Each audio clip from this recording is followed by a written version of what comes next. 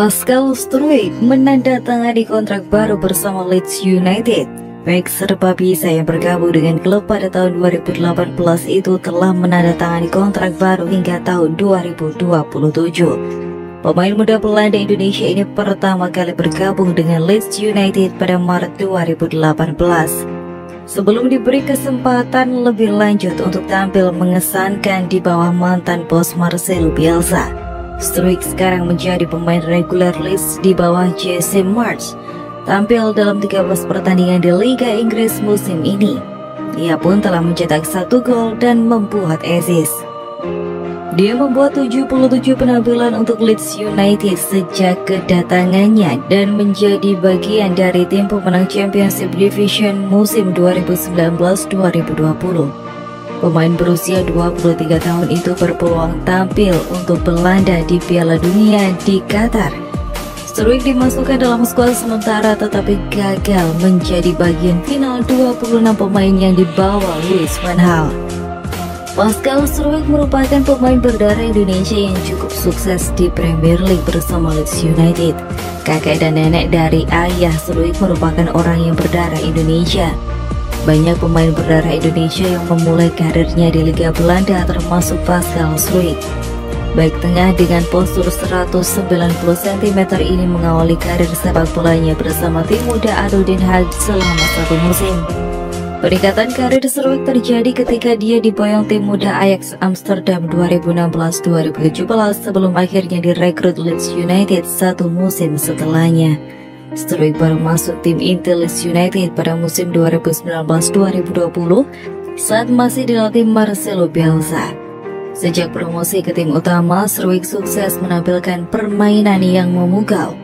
Lebih dari 2 musim pasca promosi, Struijk telah mencatatkan total 76 laga bersama Leeds United. Lebih lanjut, memiliki kemiripan nama membuat Rafael Struijk kerap disebut saudara dari bek Leeds United keturunan Indonesia, Pascal Struijk. Apakah keduanya benar-benar bersaudara? Proses naturalisasi Rafael Struijk dilakukan setelah Sinteyong merasa puas dengan kualitas yang dimilikinya pasca menjalani pemusatan latihan di Spanyol beberapa waktu lalu. Saat pemusatan latihan di Spanyol itu, Rafael Struijk melakoni debutnya bersama timnas Indonesia U20 dan berhasil mencetak gol di laga kontra Slovakia yang berkesudahan 1-2.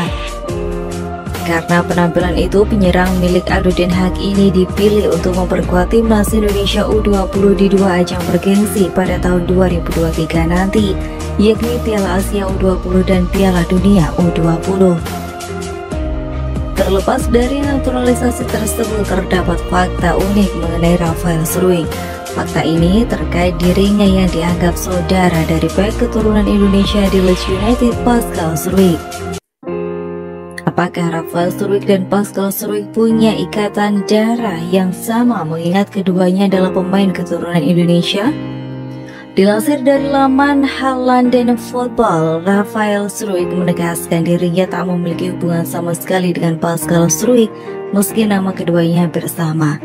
Meski sama-sama pemain keturunan, Rafael Struijk dan Pascal Struijk tak punya ikatan darah yang sama. Hal ini diketahui dari silsilah keduanya. Rafael Struijk memiliki darah Indonesia dari sang nenek yang berasal dari Semarang, Jawa Tengah, sedangkan Pascal dari kakek dan neneknya. Kesamaannya hanya terletak pada nasib nenek dari kedua pemain tersebut yang sama-sama hijrah ke Belanda saat masa kolonial. Meski tak punya pertalian darah yang sama, Rafael Struijk berharap bisa mengikuti jejak Pascal Struijk yang saat ini bermain di Premier League bersama Leeds United. Apalagi Pascal Struijk juga mengawali karirnya di ADO Den Haag yang merupakan tim tempat Rafael Struijk menimba ilmu saat ini. Sinteyong marah besar kepada Spasojevic, penampilannya di luar ekspektasi. Ilija Spasojevic diberikan kepercayaan bermain saat menghadapi Kamboja pada laga grup A Piala AFF 2022 di Stadion Utama Gelora Bung Karno, Senayan, Jakarta Pusat pada Jumat 23 Desember 2022. Penyerang Bali United itu bermain pada awal babak kedua menggantikan M. Rafli. Bermain selama 45 menit, Ilija Spasojevic mendapatkan 1 peluang emas di akhir babak kedua. Hanya saja sepakan kerasnya mengenai kaki dari salah satu pemain Kamboja. Permainan Elijah Spasujevic juga disorot oleh pelatih timnas Indonesia Sinteyong. Terlihat ada momen di mana Sinteyong kesal dengan Elijah Spasujevic. Momen itu datang ketika Elijah Spasujevic menahan bola di tengah lapangan. Melihat aksinya, Sinteyong pun mengeluarkan gestur kesal. Tampaknya Sinteyong ingin Elijah Spasujevic langsung memberikan umpan ke rekannya, bukan menahan bola. Tim pelatih timnas Indonesia juga terlihat kesal hingga maju ke pinggir lapangan dan melihat ke arah Elijah Spasujevic. Untung saja timnas Indonesia bisa mempertahankan keunggulan dengan skor 2-1 atas Kamboja. Lebih lanjut, timnas Indonesia langsung bertolak ke Malaysia hari ini, Sabtu 24 Desember 2022 sebagai persiapan menghadapi laga kedua Piala AFF. Seperti diketahui, timnas Indonesia baru saja merampungkan laga perdananya Jumat kemarin. Dalam laga menghadapi Kamboja di SUGBK tersebut, timnas Indonesia memetik kemenangan dengan skor 2-1. Setelah kemenangan itu, timnas Indonesia langsung berangkat menuju Malaysia. Dan keberangkatannya tersebut bukan untuk menghadapi Malaysia, melainkan Brunei Darussalam.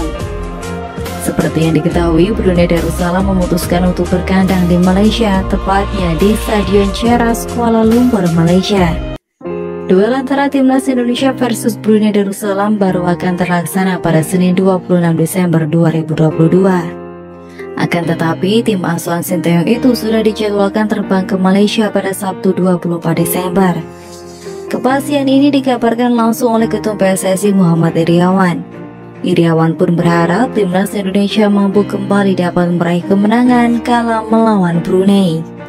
Sementara itu, kedua tim memiliki catatan berbeda di laga awal Piala AFF 2022. Timnas Indonesia mampu menumbangkan Kamboja di laga perdana. Berlangsung di SUGBK, Mark Klok dan kawan-kawan mengalahkan Kamboja dengan skor 2-1. Sedangkan hasil kurang baik diperoleh Brunei Darussalam. Dalam dua pertandingan, Brunei Darussalam selalu menelan kekalahan.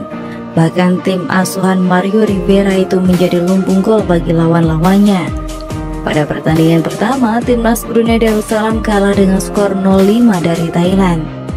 Kemudian Brunei Darussalam harus menyerah dari Filipina dengan skor 5-1 pada laga kedua. Timnas Indonesia yang diunggulkan berpotensi mencetak gol banyak ke gawang Brunei.